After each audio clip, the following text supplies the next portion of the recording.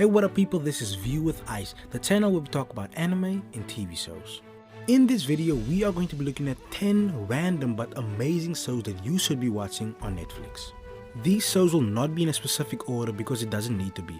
All you need to know about these shows is that they are great and are definitely shows that need to be on your watch list. Like and subscribe for my anime and TV show related content, and leave a comment on some other amazing Netflix shows that people should be watching, excluding of course shows that people talk about every day.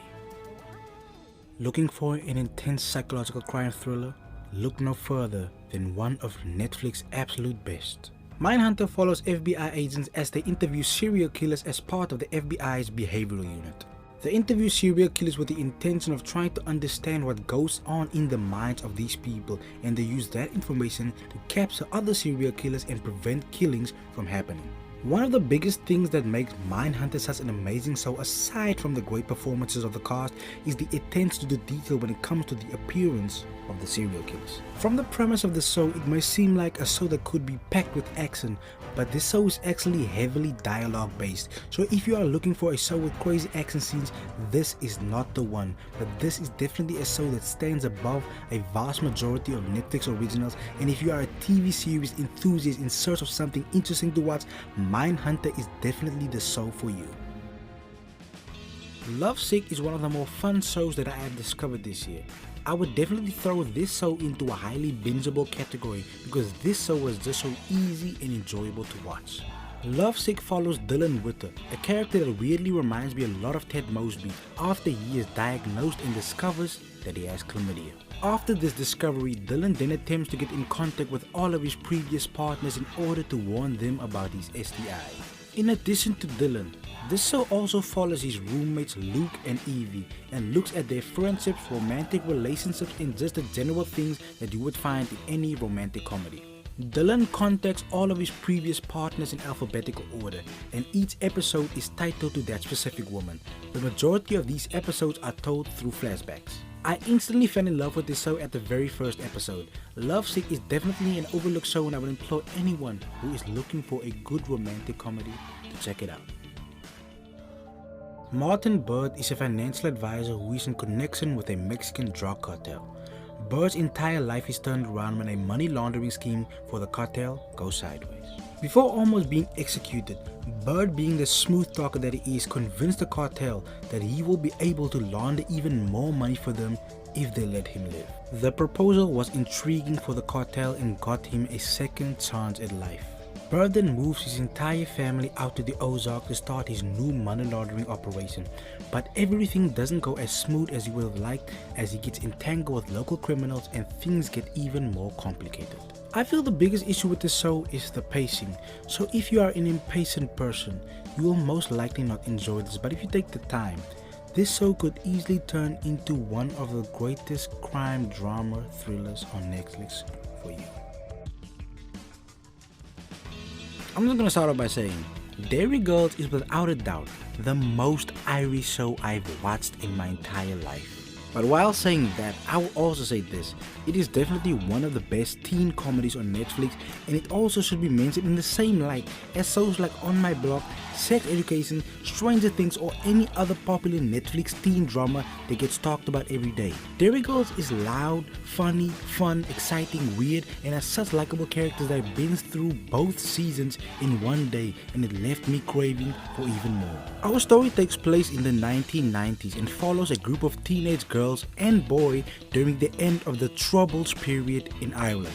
The show basically just focuses on the lives of this group of friends, looking at the trials and tribulations of the teenagers growing up in Derry in the 1990s.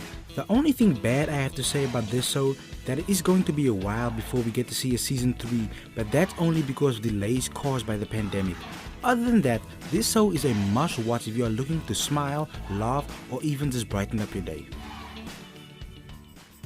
Manhunt Unabomber is a true crime drama miniseries that gives us a closer look at the FBI profiler who was responsible for the capture of the infamous Unabomber Ted Kaczynski.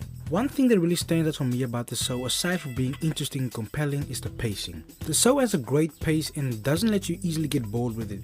Each episode is purposeful, so there is not a lot of wasted motion. The show doesn't add a lot of unnecessary scenes just to fill up a certain number of episodes, and in doing so, that keeps you captivated for the duration of the show.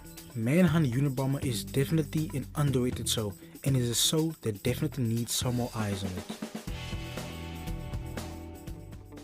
Afterlife is a British black comedy drama that follows the life of Tony Johnson and his rehabilitation of his mental state after the death of his wife.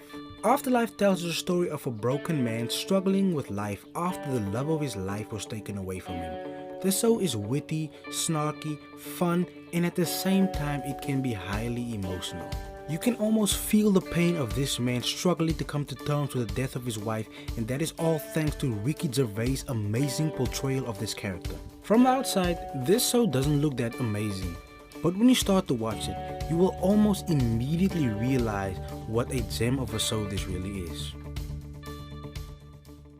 When They See Us is a Netflix original miniseries based on true events, and it is by far one of Netflix's greatest and most emotional and heartbreaking shows to this date. The show is based on events that took place in 1989, the Central Park jogger case, where 5 black teenage males were falsely accused of sexual assault. When They See Us gives us a deep dive into the families of the 5 suspects and of the accused, and also gives us a great look at the unjust way people of color are treated in the United States of America.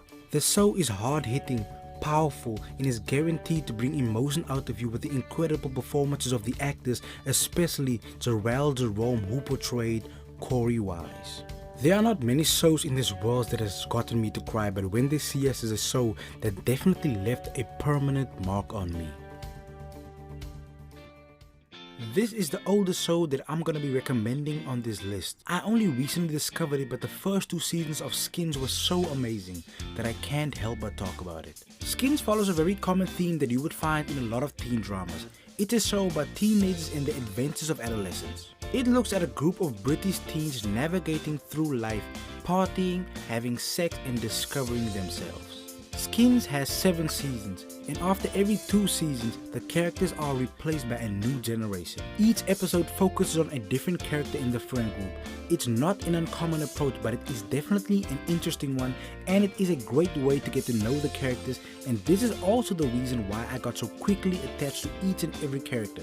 I would rank season 1 and 2 amongst the elites in all of teen dramas. So if you are into teen dramas, I would highly recommend that you watch Skins. You will most likely not be disappointed by the craziness of these Brits.